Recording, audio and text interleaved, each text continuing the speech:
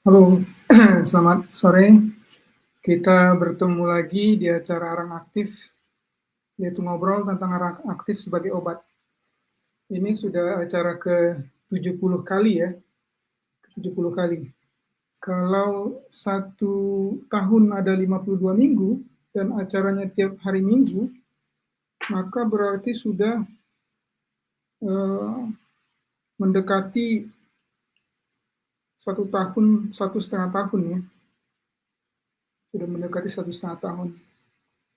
Ya, akhir-akhir ini kami lebih sering kan testimoni atau kesaksian dari orang-orang yang memakai arang aktif sebagai obat dan mengalami kesembuhan, atau yang mendengar langsung ya orang yang memakai arang aktif dan mengalami kesembuhan.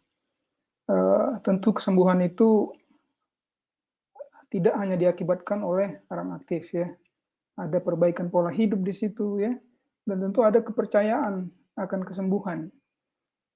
Kepercayaan ini bukan tidak ilmiah ya, kepercayaan ini juga adalah tindakan yang berdasarkan ilmu pengetahuan. Itu yang namanya mengapa ada yang disebut namanya placebo ya. Kalau pembuatan vaksin juga begitu kan. Ada orang yang uji klinis namanya. Kalau obat itu ada yang namanya uji klinis. Biasanya digunakan juga placebo. Jadi ada orang yang dikasih placebo, ada orang yang dikasih obat yang baru.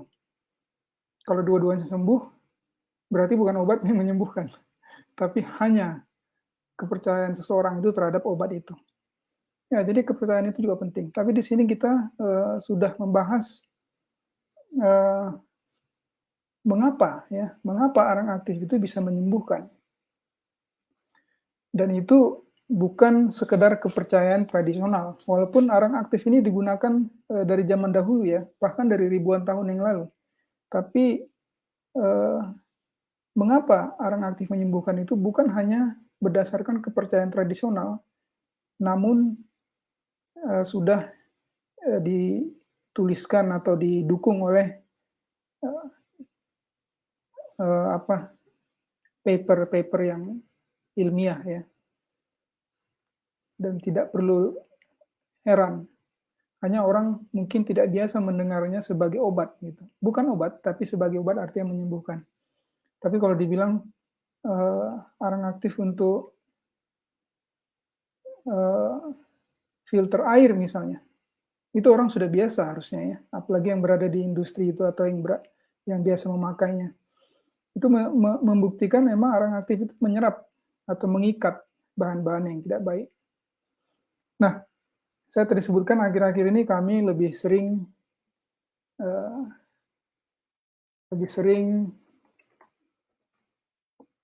menyampaikan testimoni atau kesaksian. Bukan berarti jarang membahas teorinya ya, atau membahas apa itu arang aktif dan mengapa itu menyembuhkan, tapi karena itu juga sudah cukup sering dan itu sudah kami ulang-ulang juga. Sudah kami ulang. Sedangkan testimoni ini kebetulan selalu ada gitu ya, yang mau memberikan kesaksian, dan itu selalu baru. Selalu baru dalam arti kita baru dengar gitu. Kita baru dengarkan. Nah, hari ini sebenarnya kita mau mendengarkan satu testimoni yang bukan disampaikan oleh penderitanya, tapi disampaikan oleh orang yang membantu langsung atau mendengar langsung dari orang yang membantu. Nah, kita menunggu Andri ini untuk datang, tapi belum muncul. Kita tunggu dulu ya. Mungkin sambil menunggu, saya mau jawab pertanyaan dulu.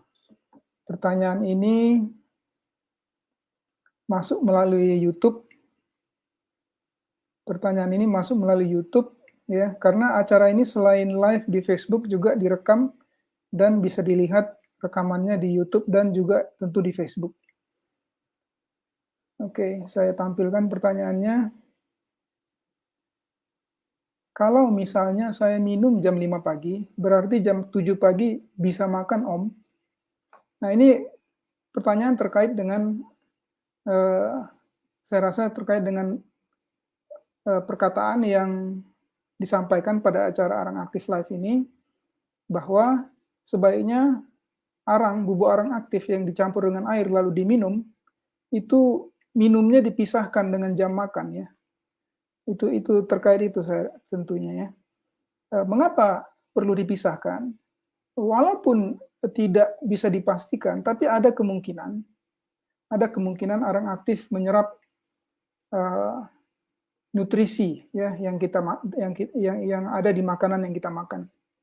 Jadi kalau nutrisinya diikat oleh arang aktif, dia tidak bisa diserap oleh badan. Nah, ini bukan sesuatu yang, bisa dipastikan, tapi ada kemungkinan. Jadi daripada, eee, ya kita tidak tahu ya pastinya, tapi untuk menghindari kemungkinan itu terjadi, sebaiknya dipisahkan saja. Artinya jam makan dengan jam, minum arang aktif ya, bubuk arang aktif itu dipisah. Nah pertanyaannya, jika diminum jam 5 pagi, berarti jam 7 pagi sudah bisa makan? Ya menurut saya sudah cukup, sudah cukup. Eee, ya tidak mutlak ya, kalau lebih panjang lagi ya lebih bagus, tapi saya rasa sudah cukup. Intinya arang aktif itu sudah sampai di bawah dan memang dia masih di dalam usus ya, arang aktif itu keluar dari badan kita itu kurang lebih mungkin sekitar 1 malam. Biasanya kalau kita minum malam ini, maka begitu kita buang air besar, besok paginya, biasanya sudah mulai itu, eee, berwarna hitam ya, tinja kita itu berwarna hitam. Hitam itu artinya arang sudah keluar dari tubuh. Mungkin tidak sekali, mungkin buang air besar berikutnya juga masih ada, tapi, sudah mulai ya kurang lebih besoknya, ya. Kalau minum hari ini atau malamnya, besok paginya tuh sudah mulai keluar biasanya. Artinya apa? Kalau sudah hitam berarti dia sudah lewat usus besar ya, sudah ke bawah. Dan kalau sudah beberapa kali buang air besar, 1 atau 2 kali atau lebih lagi, dan sudah mulai tidak hitam kembali, berarti sudah keluar semuanya, gitu. Berarti sudah keluar semuanya. Nah memang kalau cuma 2 jam memang tidak sampai keluar, artinya arang aktifnya masih ada, mungkin sudah di usus atau sudah di usus besar, tapi paling tidak, airnya tuh sudah ke bawah ya. Artinya kalau kita minum kan, air yang kita minum itu kan diserap di usus ya, lalu pergi ke darah, dan dari darah masuk ke ginjal, itulah yang menjadi air seni atau saat kita buang air kecil, air keluar ya. Airnya tetap jernih karena arang aktif tidak diserap oleh ginjal. Itu bukti bahwa arang aktif tidak diserap oleh ginjal, jadi tidak membahayakan ginjal kita. Kalau kita minum obat, sering sekali air seni kita berubah warna ya, itu artinya diserap oleh darah. Kalau arang aktif tidak diserap oleh darah. Makanya air seni tetap, jernih. Kalau memang jernih ya jernih, tapi kalau kurang minum, ya bisa kuning ya, tapi bukan hitam. Jadi itu biasanya kalau kita minum, kita tuh buang air kecil ya, itu sekitar ya 1-2 jam ya. 1-2 jam setelah itu kita buang air kecil.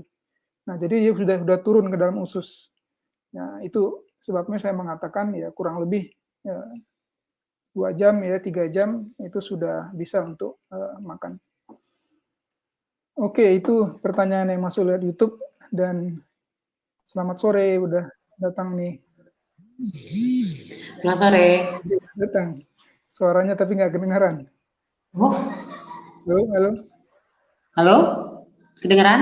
Teleponnya hidup tapi suaranya nggak kedengaran. Apa? Kayaknya beberapa waktu yang lalu pernah terjadi juga dengan, Pak Nelson ya.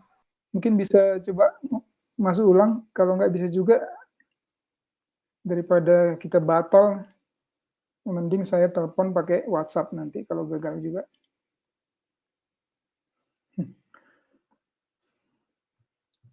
Oke, entar.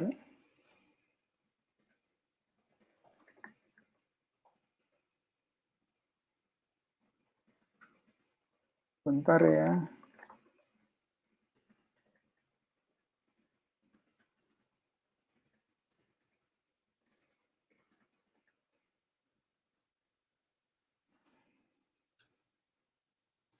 Semoga coba lagi bisa masuk lagi ya. Oke, sambil kita nunggu Andri yang akan membagikan kesaksian hari ini.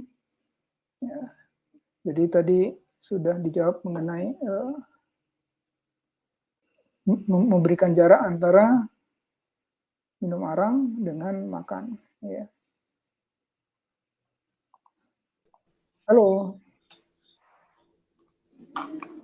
halo, nggak bisa ya? Halo, kedengeran? Coba pakai suaranya pakai WhatsApp aja nih. Suaranya pakai WhatsApp. Ini bukan pakai HP kan?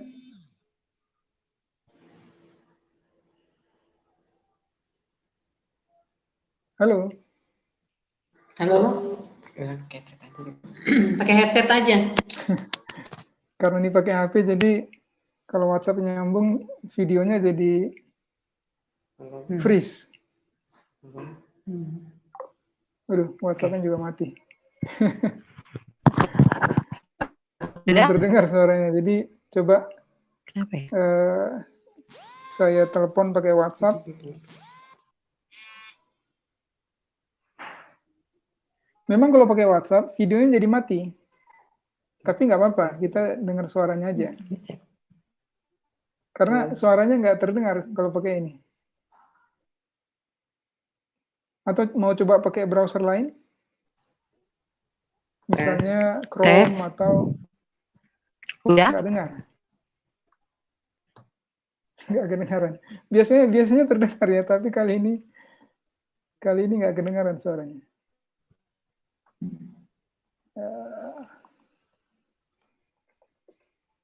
Harusnya sih komputer saya nggak masalah. Yakin kemungkinan sih bukan masalah di saya karena pernah terjadi juga beberapa waktu yang lalu. Saya restart komputer ini tetap nggak bisa keluar suaranya. Dan saya coba jalankan yang lain, YouTube misalnya, suaranya terdengar. Andri, kita coba pakai ini aja, WhatsApp saja.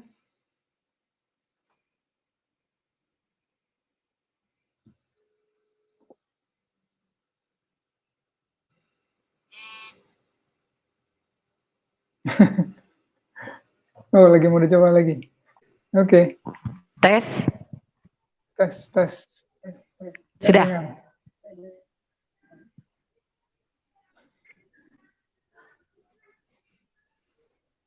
Tes. Nggak dengar. Nggak kedengaran?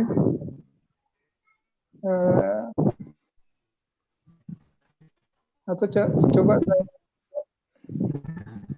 ini ya, ulang Apa lagi karena ya. signal kali ya? Sinyalnya lagi nggak bagus apa?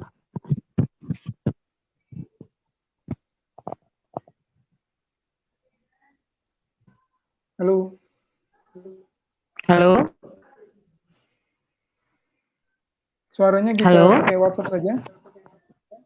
Oke.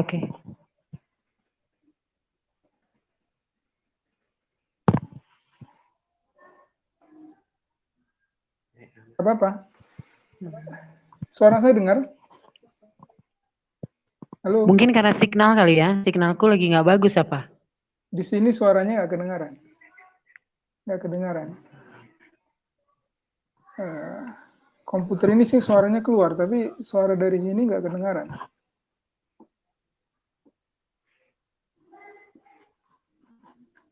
Pakai Kenapa ya? Biasanya bagus-bagus aja tuh. pakai WhatsApp aja. Coba ulang aja tuh. Halo. Atau saya coba keluar dulu ya. Sambungin ke jam kali. Bentar ya.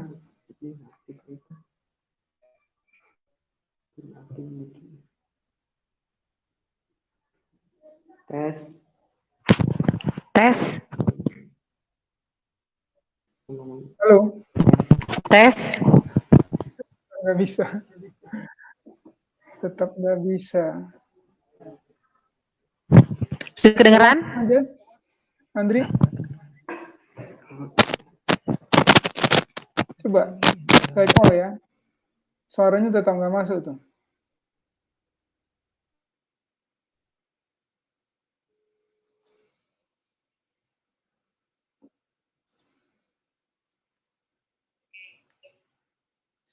Halo.